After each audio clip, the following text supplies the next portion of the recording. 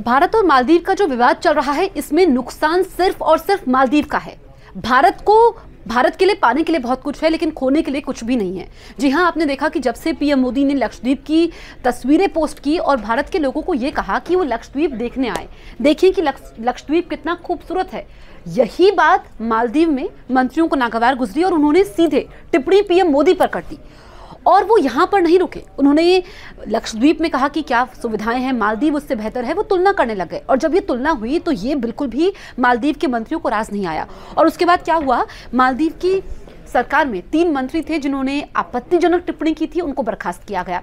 और तो और मालदीव के राष्ट्रपति मोइजू ने माफी मांगी। उन्होंने सोशल मीडिया प्लेटफॉर्म एक्स पर लिखा कि मैं दोनों हाथ जोड़कर माफी मांगता हूं। लेकिन ये जो विवाद है, क्योंकि आपने देखा है कि मालदीव में भारत से बहुत सारे पर्यटक जाते हैं, पर मालदीव ने ये सब जो किया है, कई बार आप तैश में आकर कोई चीजें करते हैं ना, तो नुकसान आपको उठाना पड़ता है। यही इस वक्त मालदीव के साथ हो रहा है, क्योंकि पीएम मोदी की छवि ग्लोबल लीडर के तौर पर है और पूरी दुनिया उनका लोहा मानती है। ऐसे में जब पीएम मोदी ने लक्षद्वीप की तस्वीरें साझा की और कुछ लोगों ने लिखा कि मालदीव से बेहतर है, तो ये पसंद नहीं आया वहां के मंत्रियों को।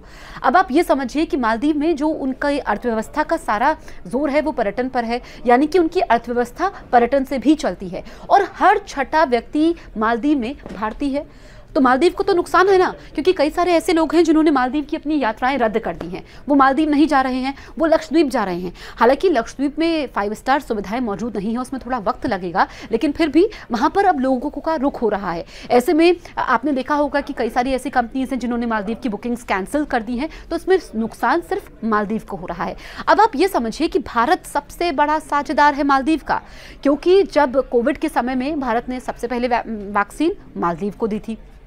अभी भी भारतीय सेना मालदीव में तैनात है, यानी कि जब एक आइलैंड से दूसरे आइलैंड पर जाना होता है, मरीजों की यहाँ पर रक्षा करनी होती है, मरीजों को सुविधाएं देनी होती है, तो उसमें हमारी आर्मी मालदीव की मदद करती है।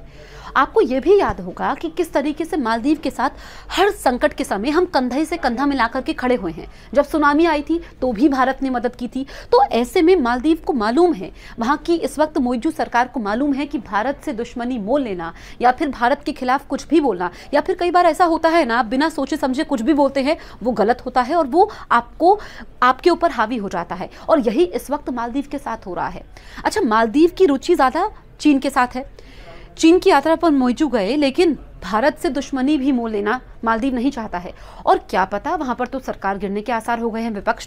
वहां के विपक्ष ने पीएम मोदी का समर्थन किया है, भारत की तारीफ की है और ऐसे कहा कि ऐसे बचकाने बयान नहीं देने चाहिए। और जब भारत ने इस पर आपत्ति दर्ज की, पीएम मोदी को लेकर के जो टिप्पणी की गई, उसके बाद 3 मंत्रियों को बर्खास्त तो कर दिया गया, लेकिन फिर भी विवाद थमा नहीं है। इतने में बात वहां पर बन नहीं पाई है, ये विवाद अभी भी है। ऐसे में वहां पर सरकार गिरने की नौबत आ गई है।